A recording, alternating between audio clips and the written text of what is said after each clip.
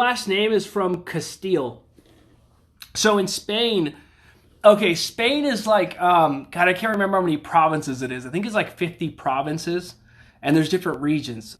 Spain used to be a series of Visigothic kingdoms, and then it was conquered by the Moors, and then it broke up into like several different Moorish kingdoms, like Arab, Muslim kingdoms. And then eventually King Ferdinand and Queen Isabel of Castile, they got married and they united the kingdoms. And then by doing that, they united most of the Catholic powers in northern Spain.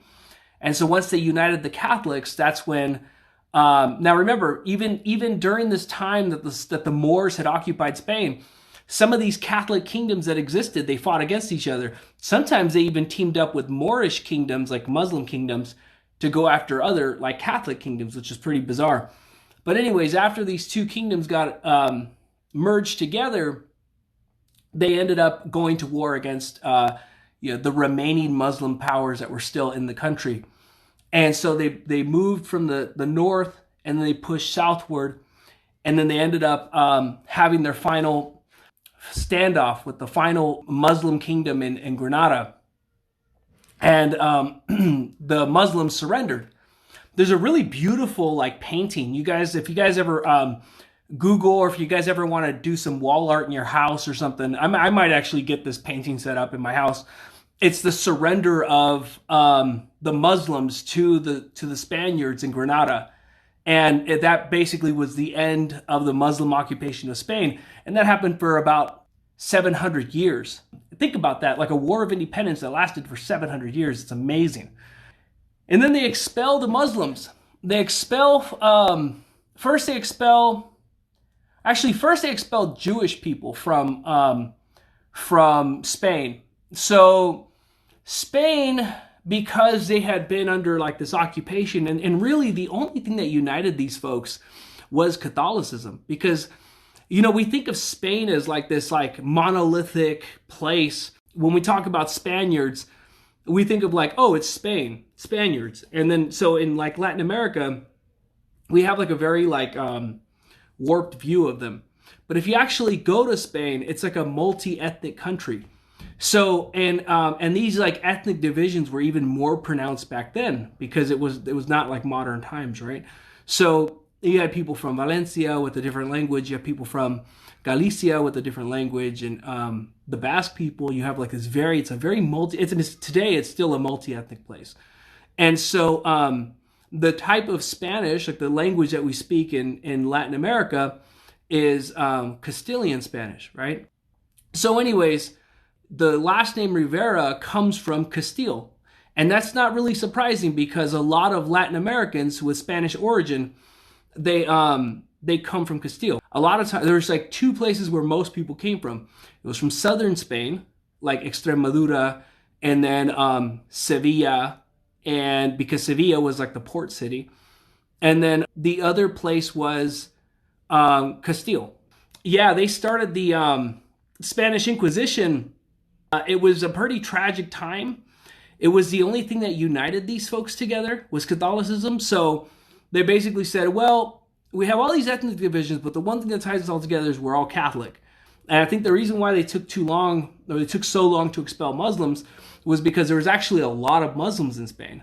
And interestingly, they were actually like converts to Islam. They weren't actually like Arab people. They weren't from North Africa. They were like Spanish people, and they were Muslim. And there were so many of them, and they worked in like a working class setting. So the Spanish Muslims and the Arab Muslims, just basic Muslims in general, they were kind of like the campesino, like the farm workers of Spain. So it took a little bit of time for the Spanish government to kind of get its ducks in a row to expel them too. So they first expelled the Jewish people, and then they expelled Muslims. And Portugal did the same thing. Interestingly, a lot of the people from Portugal that migrated to Mexico were Sephardic Jewish people that had converted to Catholicism.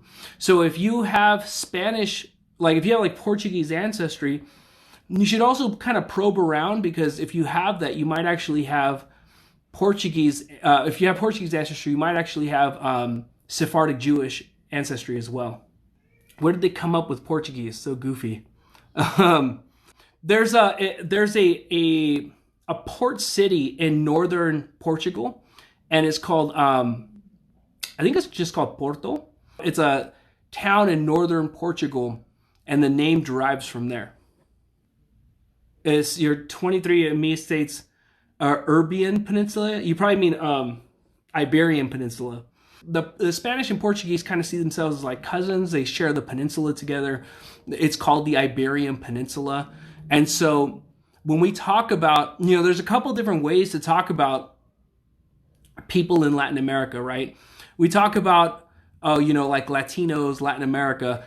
Now, when we say Iberian American, and you don't really see that in English, but you do see that in Spanish. Like if you're reading Spanish language sources, they say things like Iberoamerica, and that refers only to Portugal and Spanish-speaking countries, Portuguese and Spanish-speaking countries. So Iberoamerica. And then in Spanish sources, if they're only talking about Spanish-speaking countries, only Spanish-speaking countries, you see Hispanoamerica. And then so in Spain, they refer to Hispanic people like us on this chat, because I'm assuming most of us are all Hispanic. They refer to us as Hispanoamericanos. Portuguese and Jewish on your DNA, they did an update. Now it's gone. Not sure how accurate it is. Yeah, I've heard that too. That's weird. Like I think they you should just keep probing around in your genealogy. I'm pretty sure you'll find it. I think they wanted to make it more strict. And honestly, I've looked into this whole like Sephardic Jewish thing too.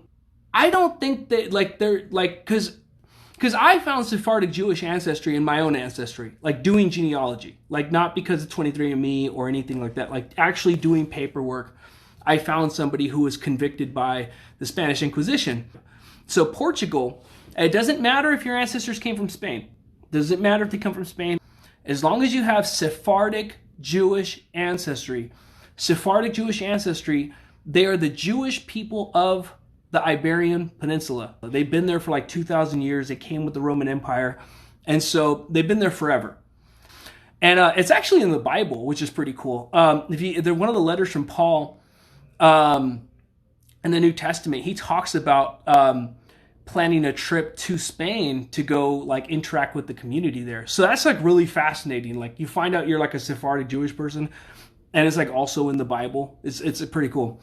And they've been there like longer than these places have been countries. So because of that, because they've been in the peninsula for so long, they're just considered like natural ethnic groups, and they were all expelled, right? Or they were forced to convert. So Portugal passes law where if you find any trace, any provable trace that you are of Sephardic ancestry, Sephardic Jewish ancestry, they will give you citizenship. But they don't take DNA tests. You can't just show up with the DNA test. You have to find the paperwork. With Spanish last names, there's like 4 main ways they got last names. One was, because remember, we talk about last names a lot. Like most people didn't have last names like generations ago, like in the medieval period. The only people that had last names were like aristocrats, because they could inherit property. Most people in the history of the human civilization, most people lived in abject poverty, and that was true in Europe too. So people didn't have last names. Then going past the medieval period, like people started more and more developing last names. So in Spain, there's I think they're called patronymic last names.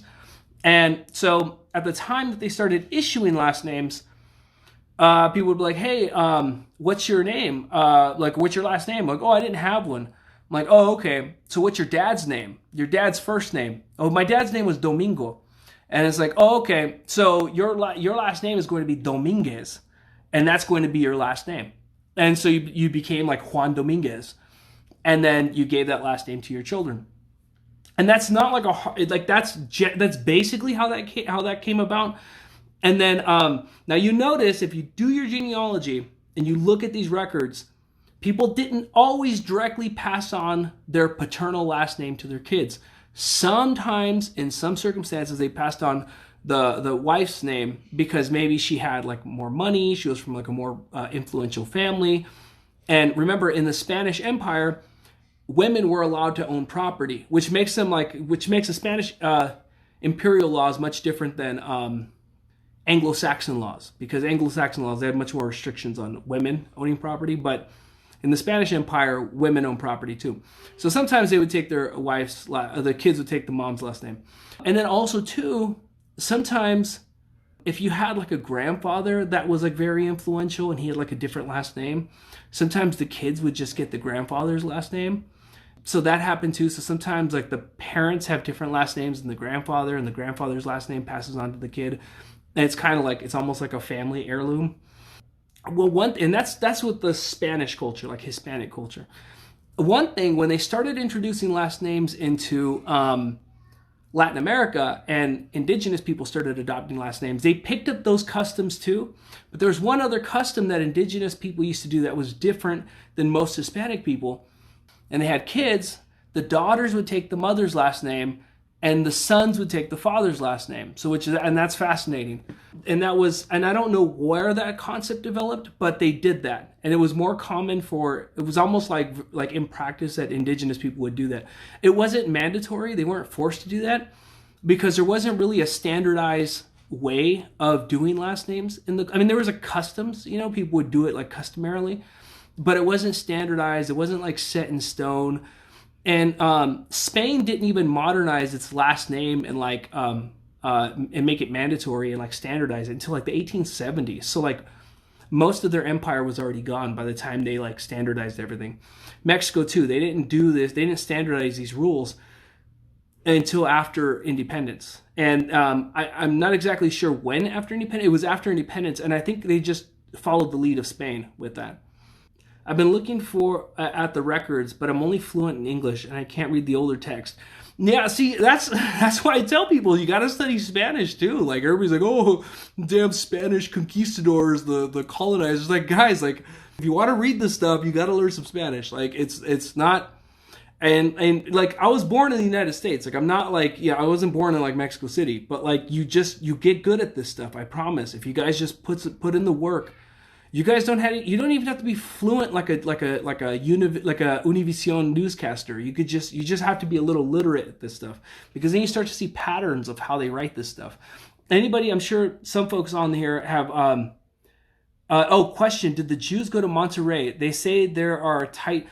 Yeah, I'm going to answer that for a second. I'll just actually, yes. The city of Monterrey in Mexico, Monterrey, literally all the Spanish people that founded the city of Monterrey have Sephardic Jewish ancestry, like literally all of them.